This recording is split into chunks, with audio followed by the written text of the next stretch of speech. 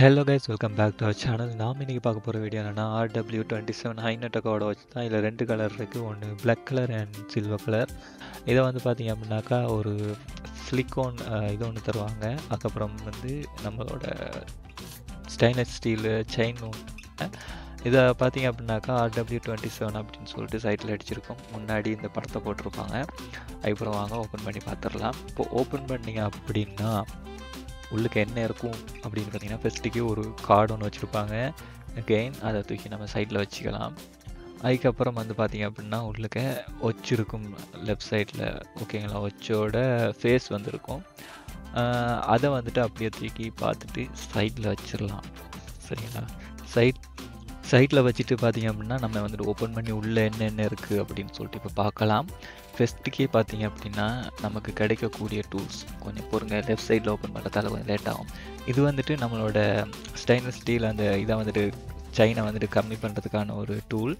அப்புறம் வந்து பார்த்திங்க அப்படின்னாக்கா நம்மளோட ஸ்ட்ரெப் இருக்குது. இது வந்துட்டு சிலிக்கான் ஸ்ட்ரெப்.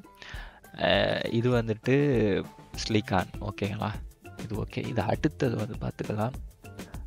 அப்புறம் வந்துட்டு நமக்கு கிடைக்கக்கூடியது இதுதான் சில்வர், அந்த ஸ்டெயின்லெஸ் ஸ்டீல் சில்வருக்கான இது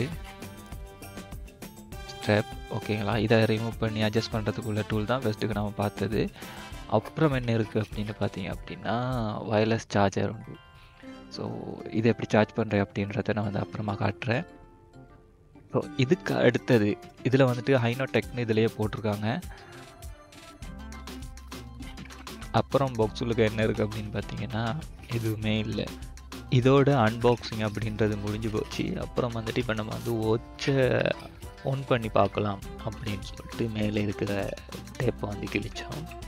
அதை ரிமூவ் பண்ணினா வாவ் அப்படின்ற மாதிரி ஓகே, நம்ம கொடுத்த அமௌண்ட்டுக்கு ஓகே அப்படின்ற மாதிரி இருந்துச்சு இந்த வாட்ச்.